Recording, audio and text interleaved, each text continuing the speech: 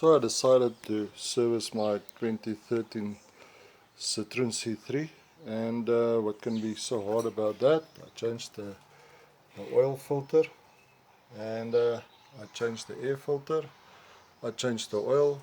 It was a bit of a struggle to get 0W30, and then I wanted to change the timing belt and tensioner. This model doesn't have a timing belt and tensioner, it's got a timing chain and tensioner. There was no problem with that. So I decided, let me change the fan belt. That can't be so easy so difficult to do either. So I changed the fan belt, and I loosened these 3 bolts on the crank gear, crank pulley, and I took the crank pulley out. I put the new fan belt on, and after about 3 Ks I had a problem that the fan belt broke. So I brought it back home and stripped it again, and that was what was left of the new fan belt. And the car seemed to have a knock. I changed the oil pump to think maybe there's not enough oil going somewhere in the engine. That didn't make a difference. So upon further investigation I found this pulley. That's a friction pulley on the water pump, and this was the damage, and this was the knocking sound on the engine. So I replaced the pulley. I waited about 2 weeks to get a pulley like this from Citroen, and I replaced the pulley, I replaced the fan belt, and after about 3 Ks, same problem, I broke the fan belt. I googled, there's nothing on Google that say how you change this fan belt or what the problem can be. I see there's a lot of questions on this, no answers on this. So that's why I'm doing this video in my broken English. I hope it's understandable. And I'm not a pro on taking a video, so I hope I'm not shaking too much and that you can see what I'm trying to point you out. So then after I broke the fan belt for the 2nd time, I came back home. Luckily there's no damage to the friction gear, not that damage as it was on the front one. That's the friction gear up there.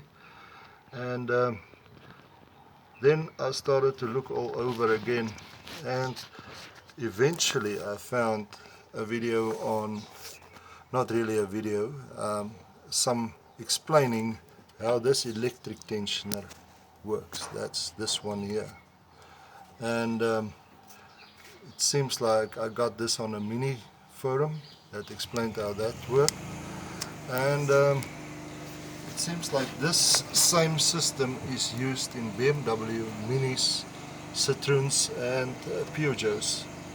Well, the previous BMWs I had, I never saw this, so I don't know the system. But what you can see when you change the fan belt is that you have to force this pulley so to get all 3 bolts back in together. So what I've did, I put a big screwdriver in here and I pulled it over to line these 3 holes. That's not right, because then you will see here the tension that's on this pulley and the fan belt, and you can see if you do it that way and you start the engine, it just runs for a little while, you just let it idle for a little while, and you can't touch the fan belt, you can't touch the pulleys. It's so hot that you can't touch it. So I was checking all the bearings on all the pulleys, everything turns fine.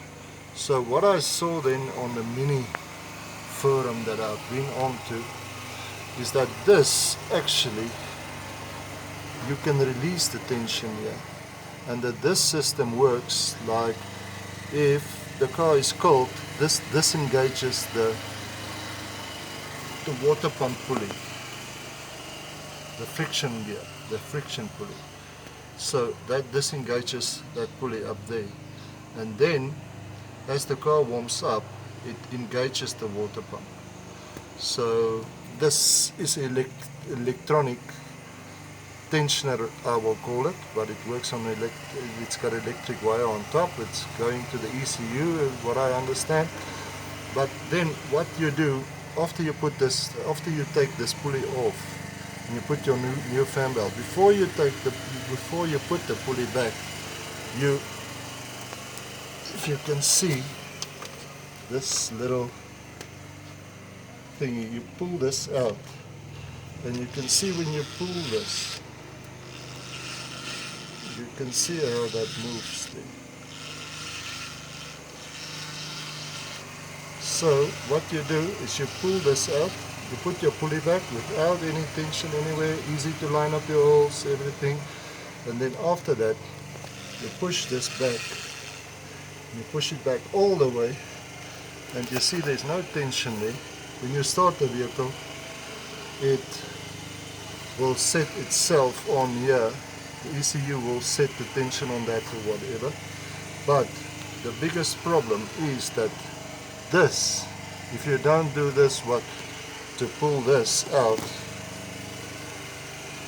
to release the tension on this, before you put the pulley back, you're going to have the problem that the tension here is too much, and therefore everything overheats. And that's why the rubber on this pulley, on the water pump pulley there, on the friction pulley, that will also overheat, and then you will sit with this damage.